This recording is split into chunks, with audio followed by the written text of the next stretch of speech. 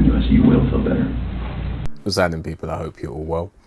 So, why is it that police tell the suspect that they're going to feel so much better if they confess to the crime? It's not for the suspect's benefit. The detective does not care about whether the suspect is going to feel better if they admit to the crime. It's a psychological tactic, and the reason that it happens is for a very effective reason.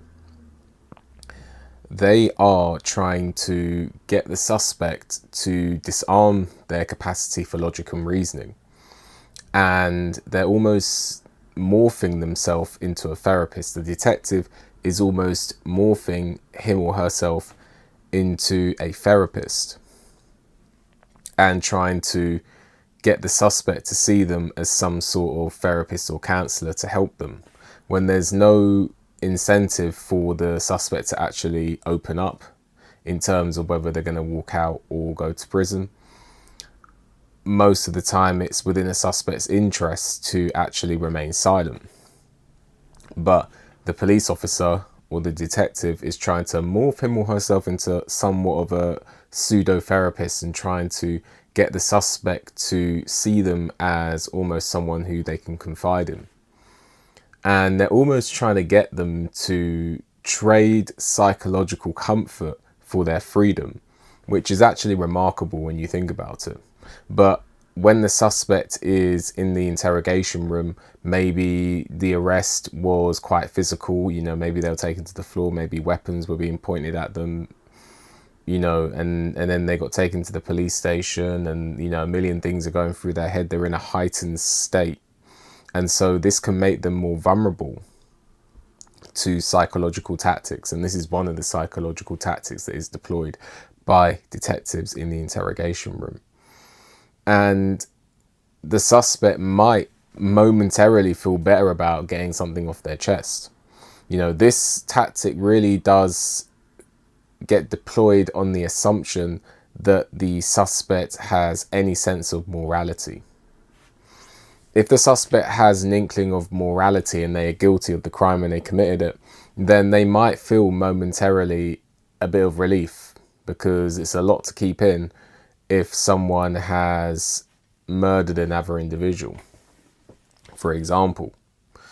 And so the suspect might actually get a moment of relief when confiding in the detective. But this momentarily relief is going to be very, very temporary, because as soon as they've confided in the detective is just going to build a timeline of events, build a case against them, and then essentially they're off to jail.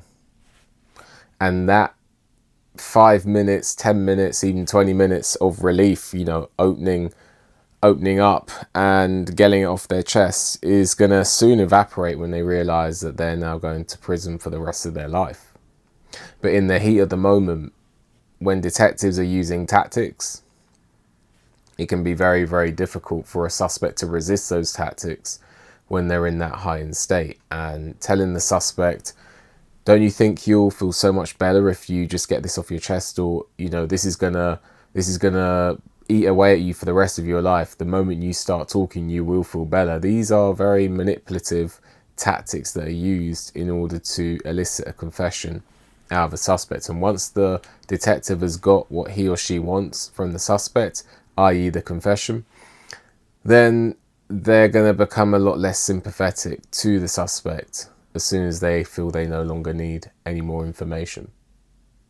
Anyway, let me know what you think. Like the video, subscribe to the channel, leave a comment, hit the notification bell so you get a notification when I make a new video. If you appreciate my work and want to leave a donation, there's a link for that in the description.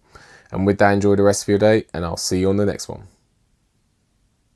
Make sure you check out talented up-and-coming singer Rebel Angel's new EP, including the single New Society. The EP is available on Spotify and SoundCloud, so listen to Rebel Angel today. Links are in the description.